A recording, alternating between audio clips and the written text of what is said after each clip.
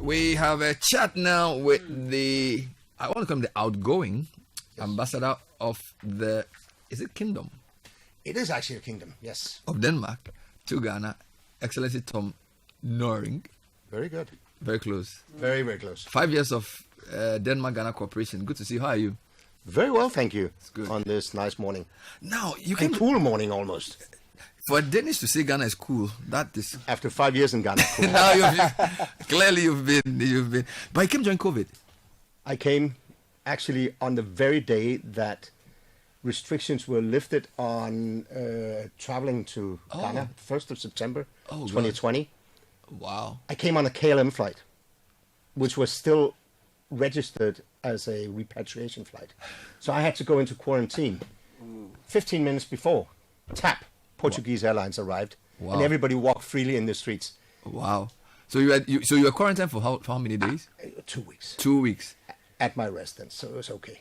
But we've come a long way, haven't we? 5 years ago, nobody was sure what was going to happen. No. But what was your remit when you came in, and what were you thinking? Just talk to me a bit about. Of course, we know what ambassadors do, right? But you are coming into a COVID situation, your first time in Africa. Yeah. That must have been. It was not actually my first time in Africa. I've been traveling on short visits, but first posting definitely Correct. in Africa. And it was a bit of a mouthful, and it was a bit of a shock because I had not worked in an African context, and it was a shock because I had a very hard time getting to know people. Not because you're not good at Aquaba and being welcoming, you are very good at that, but because everybody was wearing a mask. So after a long time, and I'm really talking about half a year, I kept meeting people and they kept saying, "Hi, good to see you again." I was saying, who are you? Because there was all these faces that I didn't see. I just saw a lot of masks. Anyway, I think we got through that. And my remit, well, my first big challenge was a professional challenge was that we had decided after 30 years of development cooperation, where we have been one of the largest, although a very small country of less than 6 million people, or just 6 million now, we had decided to phase out our development assistance to Ghana.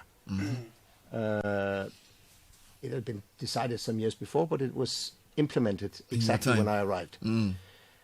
So my challenge was to manage that situation with a clear wish to maintain a strong relationship between Denmark and Ghana, a strong presence, a high level of activity, but yes, with less donor money, so to speak. And I think we managed that through not least beefing up the commercial side. Very difficult during COVID, but nevertheless possible. So we engaged Danish companies, a broad segment of Danish companies, different sectors, but focused also in activities in Ghana, and I think we've done well there. Also, it fit very well with my personal ambition or view that development aid is necessary, but it's not sustainable. It has to be a bridge. The long-term sustainable relationships are entered into by partners who are equal, in the sense that they both have something at stake. And that is much better when you talk commercial relations, because there you have a company, maybe another company in this country, in Ghana, or it can be a public entity, but they both enter into this with an investment. But you do recognize that because the countries are at different stages of development, with different technological capabilities, different financial capabilities, it's a very difficult balancing act to manage that commercial relationship, right? Very, very true. So it's also wrong to say that you can just phase out all development aid. You can also say we haven't, because Denmark as such is one of only 4 countries in the world who still live up to the United Nations general goal of giving 0.7% of our GDP in development aid. That we still do. It's just been decided end of last month, that we will continue to do that. That is very positive. Ghana was a specific case because Ghana had reached a different level of economic development, and you had your own plan, Ghana Beyond Aid. Yeah, I mean, you did state it very clearly. Yeah. But we didn't leave, like Elvis that leaves the building. We didn't leave the building. We stayed. We also stayed because half of our development aid, or somewhere around that, differs from year to year, goes through the multilateral organizations, through the UN. So although you don't see it, when UNFPA, UNICEF, UNDP are active in Ghana, for UNFPA, for instance, a large chunk of that will be Danish money. But it doesn't have a Danish flag, so you wouldn't know. So we're still here, and then we are still here with what we call, and I think that's where we merge what you asked for, that we're different stages of development. So we started something we call strategic sector cooperation in a number of areas. It's not something that we made up here at the embassy in Ghana. It's actually something that we have been focusing on in Denmark, especially in countries where we are phasing out our development aid, but we still feel we should be and can be. So which are some engaged. of the strategic sector cooperation areas that you found most impactful? Well, I would say we have 4 of them. Okay. One of them is very new, so I can't say we've had an impact yet. It's meteorology and climate. Okay. We're making good strides, but we're not there yet. If I look at the others we've had, and the one we're phasing out right now is Maritime, where we've been very impactful. I don't know if I should get into that, but the port of Tema, the 3rd terminal, the MPS, Meridian Port Service, is actually a Danish investment. Correct. Danish and French. $1.5 billion. Huge container ships coming in and out. Yeah. But one of the first things we did when we started our maritime cooperation was to capacity build for these tugboat captains and pilots to ensure that this increased traffic could be managed, and it has been so far. So that's a very, very small but very significant contribution, which benefits both Denmark and Ghana. Yeah. Us because we're investors in the port, us because we have one of the largest merchant fleets in the world, one of the largest container shipping companies, Maersk. So Maersk is Danish? That's Danish, yes. And the investment in that port is also Maersk investment. So it makes a lot of sense, right, on the maritime side, because Ghana's port is critical.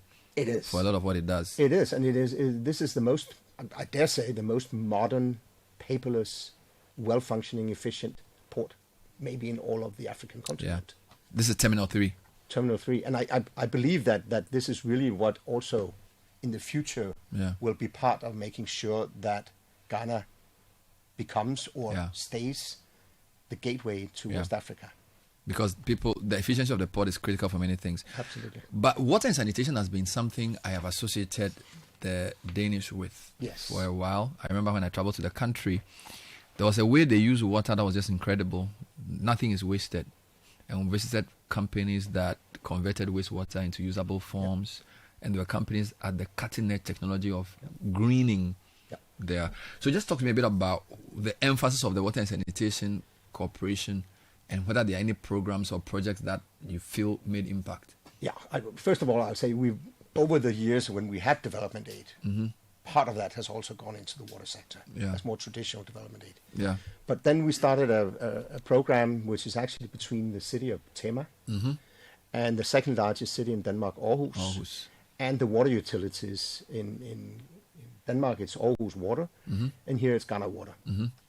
A corporation that focuses on building up capacity and transferring knowledge, technology, know-how to Ghana Water and to Tema as a municipality, and also to very much to the ministries, the relevant ministries involved. And I think we've had a lot of positive results out of that.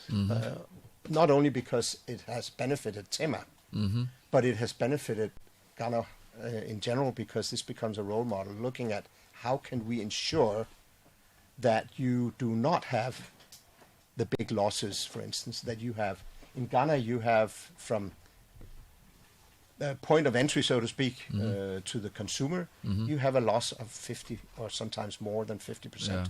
That is costly in terms of what doesn't get to the consumers.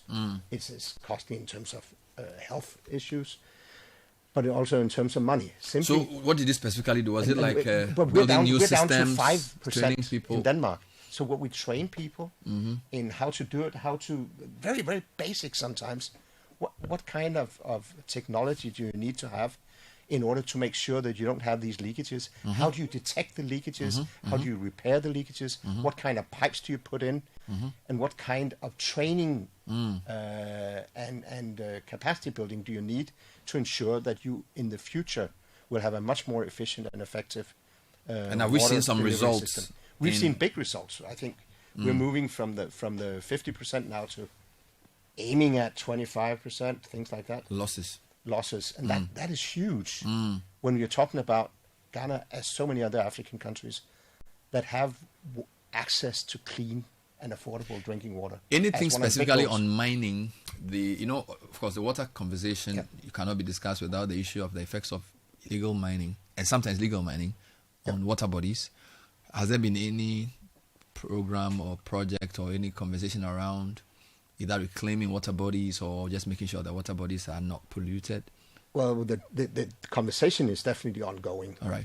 But the problem is we do not have any activities that are directly aimed at that. Or technologies that can help reclaim. We do have companies that could, for instance, deliver technological solutions. Not for the whole problem. The problem is humongous. Yeah. In 10 years' time, I don't want to think about the consequences. I hope that some of the steps that are being taken will be helpful. It's actually possible with slightly different methods, also for small-scale mining, to make sure that you do not have the pollution that you're seeing today. But the problem is when you're a small-scale miner, whether you're legal or illegal, that difference in cost is huge.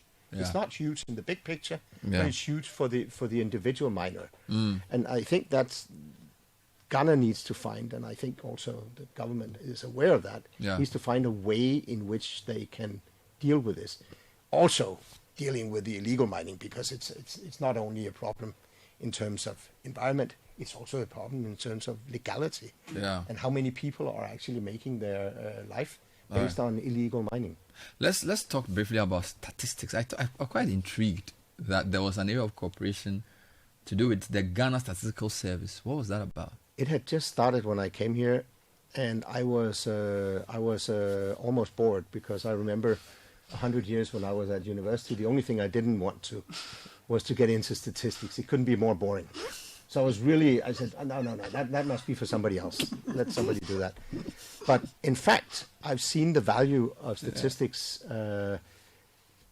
through this cooperation in a way that I had never thought possible. And especially what the primary focus in our cooperation between Denmark's Statistical Service and Ghana's Statistical Service has been to include what you call administrative data.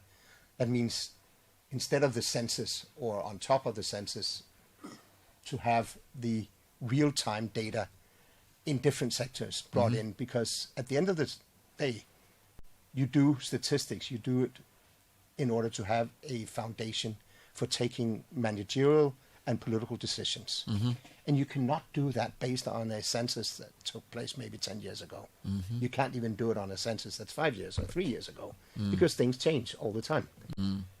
By bringing in administrative data, you ensure that political decisions are taken here and now based on the information that is actual and not, let's say, outlived. And you can think about it. Health, measles outbreaks, that's not reflected in a census from 10 years ago. Schooling, how many kids are dropping out of school after 5 years? Well, it may be very different today than it was 5 years ago. You need to have these updated information. That means you have to have all the different agencies and ministries working together Yeah. to ensure that we actually get this kind of cooperation. Let's talk finally about the democracy and media and information. I think we benefited from a project, I think through CDD, that had to do with fighting disinformation, Yes. which I'm told was a Danish embassy sponsored project. Why the interest in this aspect of the democratic journey, press freedom, misinformation, disinformation? Why is that critical as an area of cooperation? Well, it's critical for both countries, I think. It's critical for what is our shared values, and that is respect for human rights, to making sure that democracies are actually functioning. So it is very, very critical. But in particular, what we've seen in Ghana, and this particular project came up in the run-up to the last elections, where we said that we see that misinformation, disinformation is increasing in Ghana and all over the African continent. This is something that is increasingly important when you have an election campaign going on, that people who are going to the ballot boxes can trust the information that they're getting from the news, from the politicians, etc. So we thought that was a timely thing to come in with a small project and engage different CSOs as well as media representatives in a dialogue on how can we deal with this. I also have to say, for us, for Danes, we look very much at what we saw happening in Europe, Russia invading Ukraine and brutally taking over a country or part of a country against all international law. But the stories that I saw here in Ghana and other places in the media and in the social media were distorted to a degree where I said, this can't be true. What can we do about it? How can we limit this?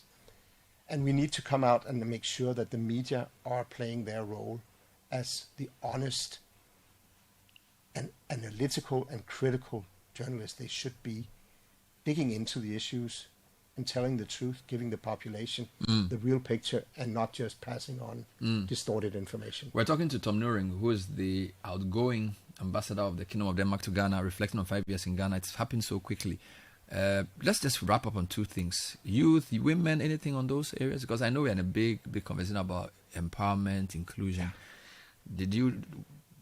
Does any of your cooperation focus on that? Anything to talk about? We've had a lot of activities over these 5 years, dealing with both, but in different ways. In terms of women, we've looked very much at how can we engage young women who are at the end of their studies or starting up small businesses or careers. How do we empower women? Not necessarily for politics, but looking at a fact that, for instance, the parliament has only less than 15% women. Yep. How many ministers does this late government have who are women? I think it's 3. It's very few, at least. In cabinet. Yeah, but they are senior ministers. There are others, but in senior ministers, this is an issue because the more women you bring in, the more you break this old system and make sure that you have diversity. Also, when it comes to gender, youth, equally important. I would say even more important because today 60% of Ghana's population are 25, 26 years old. Below. But below 25 or younger. Yeah. And they are not engaged. They're not involved. They're not included. They're not listened to. Their voices are not heard to a degree that they should be, because they, at the end of the day, whatever the past president, the current president, the future president, and their governments will be doing, they will actually be impacting all these young people. And you need to include them, you need to listen to them, you need to hear their voices when it comes to climate change, when it comes to economy, education, environment. We talked about mining issues before. They will be the ones that will have to decide whether they want to have kids in areas where it will probably be a risk health-wise. Because of all the health issues. What do you leave Ghana with in terms of reflections on development? You spent 5 years here, an immersive experience from COVID to new elections. Now there's a new government, so you've seen quite a bit. Any quick thoughts on what you leave here with, and even any advice? Well, I've had the pleasure and privilege to be here for 2 elections. I've actually participated both times in terms as a EU election monitor. I would say the important thing is you have had a very long stretch in Ghana of democracy and democratic, free and fair elections. Yeah, there have been flaws here and there, so they are everywhere in the world. I don't take that seriously. But the problem is what happens in the 4 years in between the 2 elections. Democracy has to be really sound for the whole period. Mm-hmm. Press freedom we just talked about, but there are other issues. Mm-hmm. How to ensure that you have solid, good governance in those years in between. And one of the things that I reflect upon after my 5 years here now is that the one problem I couldn't talk about in the past government, because that wasn't really a popular thing, is that corruption is still flourishing. Even more maybe than it was when I came here. That's not good. And it is not just because it costs a lot in terms of money, but it costs equally in terms of trust. People do not trust the authorities, the system, if they see corruption. So this is the key factor, I think, for Ghana to move on, deal with corruption in a bipartisan, open manner and transparent manner, but deal with it. It's not a one party against the other, one president, one minister against the other. This is something that Ghana needs to do. All right. And then I think, and maybe it's a very, very large challenge or hope that whoever is the leader now and in the future will be a leader with serious visions for the country. And when I say for the country, it's not for the privileged few. It's not those that are entitled and all that, but really a vision for the people, the 34 million people. Because if you have people in the leadership with such visions, then you will have the backing of the people, and you will be able to create the path that I think was the path of Kwame Nkrumah when he started Wonderful. the independent Ghana. Thank you, and congratulations on 5 successful years, I should say. It's been fun. Yeah. Interesting. So you're leaving the service. You're going into retirement. I'm going into retirement. I've been now away, traveling 18 and a half years in a row. Gosh. And I'm reaching our retirement age at 67. And I think it's time to take this old circus horse and put it out to green pasture. I thank you for your work and the great times we've discussed and talked about various things you've done. Well done. So hopefully your replacement will tell us what's next for the Denmark-Ghana relationship going forward. Ambassador Tom Nuring, great to have you. Thank you. It's been my pleasure.